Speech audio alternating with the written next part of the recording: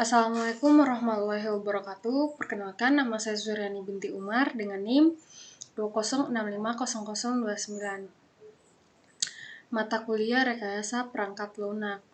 Baik, di sini saya akan mereview materi mengenai analisis modeling. Model analisisnya itu merupakan representasi teknis dari sebuah sistem, menggunakan kombinasi teks dan diagram untuk mempresentasikan kebutuhan software, yaitu data, fungsi, dan tingkah laku dalam bentuk yang dapat dipahami. Kemudian mempermudah untuk menemukan kebutuhan-kebutuhan yang tidak konsisten dan kebutuhan-kebutuhan yang belum terdefinisi. Model analisis ini menggunakan dua pendekatan secara umum. Yang pertama, pendekatan terstruktur, yang kedua pendekatan berorientasi objek. Tujuan model analisis ini untuk menggambarkan apa yang dibutuhkan oleh customer untuk menentukan dasar bagi pembuatan desain perangkat lunak. Kemudian untuk membatasi serangkaian persyaratan yang dapat divalidasi begitu perangkat lunak dibangun. Kemudian model analisis pendekatan terstruktur. Yang pertama itu data dictionary atau kamus data, berisi dari deskripsi semua objek data yang dikonsumsi atau diproduksi oleh perangkat lunak. Kemudian ada Entity Relationship Diagram atau ERD, menggambarkan hubungan antar objek data. Kemudian ada Data Flow Diagram atau DVD, menunjukkan bagaimana data ditransformasikan pada saat data bergerak melalui sistem, menggambarkan fungsi-fungsi yang mentransformasikan aliran data. Setiap fungsi yang direpresentasikan dalam DVD dijelaskan dengan menggunakan sebuah proses specification. Kemudian ada State Transition Diagram atau STD, menunjukkan bagaimana sistem bertingkah laku sebagai akibat kejadian eksternal. State digunakan untuk mempresentasikan model tingkah laku. Informasi tambahannya itu mengenai aspek kontrol dari perangkat lunak dimasukkan dalam Control Specification or CSPAC. Kemudian kita bisa lihat struktur model analisisnya itu yang ada Entity Relationship Diagram, ada Data Flow Diagram, ada State Transition Diagram. Kemudian pemodelan data atau ERD. Elemennya itu berupa objek data. Objek data ini dia direpresentasi dalam semua informasi yang harus dipahami oleh perangkat lunak. Itu dia dapat berupa orang, benda, event, tempat, unit, organisasi, dan lain-lain. Kemudian ada elemen atribut. Atribut ini dia properti dari suatu objek data.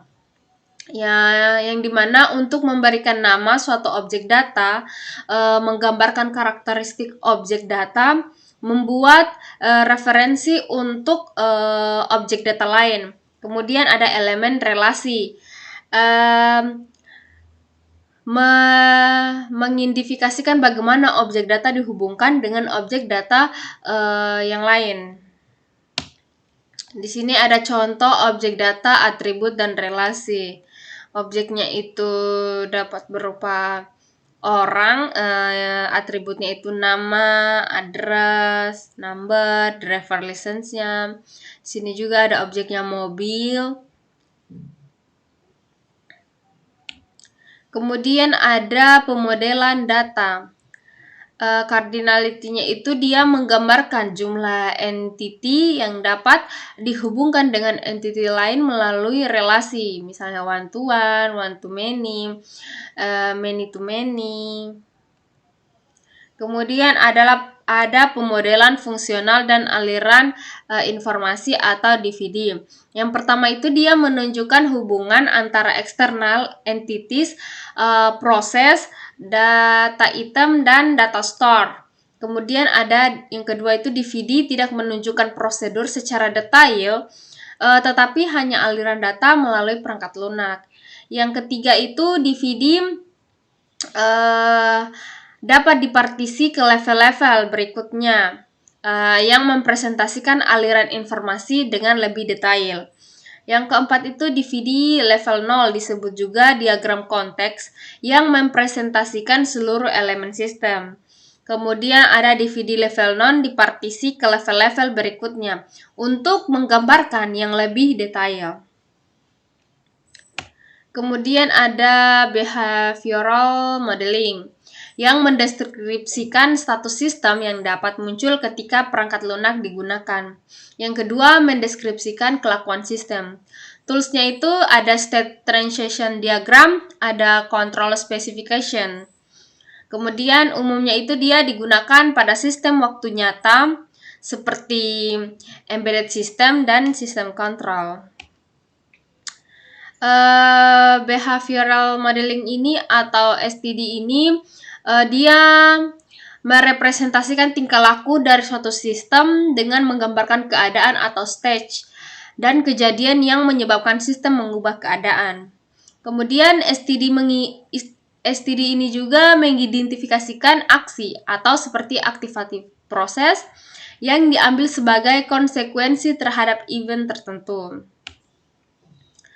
Ini adalah contoh STD untuk sistem embedded pada mesin penjual minuman otomatis. Bisa kita lihat inisialisasinya dia menunggu koin. Kemudian ketika koin sah terdeteksi atau dia menunggu masukan pilihan. Kemudian itu meminta pengembalian. Kemudian pembayaran mencukupi keluaran, mengeluarkan minuman. Kemudian dia menerima koin. Kemudian ada pembayaran dikembalikan. Kemudian mengembalikan pembayaran. Di sini bisa lihat contohnya. Kemudian ada control specification. Sama dengan PSPEC, namun berisi deskripsi dari setiap status yang dapat muncul pada sistem. Ini studi kasusnya ERD dan DVD dari sistem Berilaku. Ini sistem library read RED. Di sini ada anggota, kemudian dia melakukan, terus dia download.